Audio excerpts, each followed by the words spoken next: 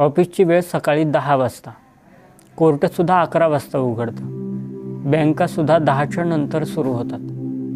पण दुर्दैवानं शेतकऱ्याला थंडी वाजत नाही, शेतकऱ्याला भीतीसुद्धा वाटत नाही. त्याला 11 ते 4 या दरम्यान लाईट सोडली जाते आणि त्याला ड्युटीवरती पाठवलं जातं. साहेब, अगदी म्हणणं तुमचं खरं आहे. शेतकरी लाईट बिल भरत नाही, शेतकरी हे करत नाही, शेतकरी ते करत नाही. अगदी खरं आहे.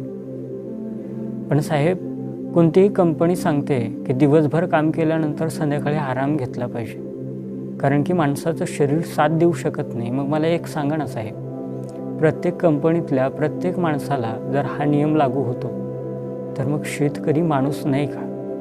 दिवसभर सकाळी 8 वाजल्यापासून संध्याकाळी 7-8 वाजेपर्यंत राबायचं आणि पुन्हा एकदा 11 वाजता लाईट आली की 11 ते 4 संध्याकाळची ड्युटी करायची, अर्थात शेताला पाणी सोडायचं.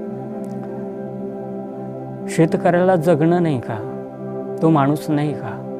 आणि एवढं सगळं कष्ट करून सुद्धा, एवढी सगळी मेहनत घेऊन सुद्धा साहेब, तो शेतकरी आजही फाटक्या अवस्थेतच आहे. याला पुरावा द्यायची गरज नाही. तुम्ही म्हणाल शेतकरी मोठे झाले, समृद्ध झाले. फार कमी शेतकरी आहेत जे आदर्श ठरले साहेब. बाकीच्या शेतकऱ्यांच्या आयुष्याच्या चिंध्या झाल्या.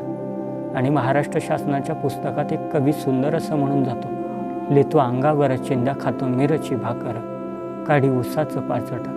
आता परवा जालन्यामध्ये एक घटना घडली. 3ही भावंड गेले आणि 3 भावंड गेल्यानंतर विहिरीमध्ये करंट उतरला. 3ही भावंड संपले. खरं तर एखादा माणूस गेला तर त्याचं काही वाटत नाही साहेब एवढं, पण ज्या माणसानं 10-15 हजार लोकांना अन्न पुरवलं, तो माणूस गेल्यानंतर तरी इथल्या व्यवस्थेला जाग यायला हवी होती. 2 दिवस निषेध झाला, 2 दिवस या त्या गोष्टी झाल्या, पण पुन्हा ठोस काही निर्णय त्याच्यावरती देण्यात आला नाही. आज हे 3 भावंड गेले, उद्या आणखी असे भावंड जातील, संपतील, मरतील आणि शेतकरी सुद्धा संपेल. कुणाला काही घेणं पडलंय? फक्त मत मागायच्या टायमाला फक्त शेतकऱ्याच्या नावावरती मागायचे, मोठमोठी स्वप्न दाखायची आणि शेतकऱ्यांकडनं मतं लुबाडून घ्यायचे. बस याच्या पलीकडे काय घेणं पडलंय कुणाला? 5 वर्ष गेले, शेतकऱ्याचे प्रश्न काय, कुणाला काय करायचं आहे, कोणते प्रश्न आणि कितपत सोडले? जर शेतकऱ्यांचे प्रश्न सोडले असते तर गेल्या 67-68 वर्षात शेतकरी स्वयंपूर्ण का होऊ शकला नाही? ज्या भारत देशाला कृषीप्रधान देश म्हणतो त्या देशात शेतकऱ्याची जर ही अवस्था असेल तर सर्वसामान्य माणसाची काय अवस्था असेल? वेगळं सांगायची काय गरज आहे? ज्या देशाला कृषीप्रधान ही पदवी लावली जाते त्या देशात शेतकरी कसा राहायला पाहिजे, कसा जगला पाहिजे? नाही सुधरू शकलो आम्ही, नाही शेतकऱ्याला आदर्श करू शकलो आजपर्यंत.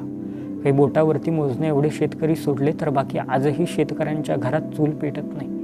हे गंभीर वास्तव आहे आणि याला जबाबदार शेतकरी नाही, कारण की सकाळी 8 वाजल्यापासून संध्याकाळी 9-10 वाजेपर्यंत शेतकरी वावरात असतो. एवढंच काय तर तुम्ही 11 ते 4 या टायमात लाईट दिल्यानंतर त्या वेळेला सुद्धा शेतकरी वावरात असतो. मेहनतीच्या बाबतीत शेतकरी कमी पडलाच नाही साहेब.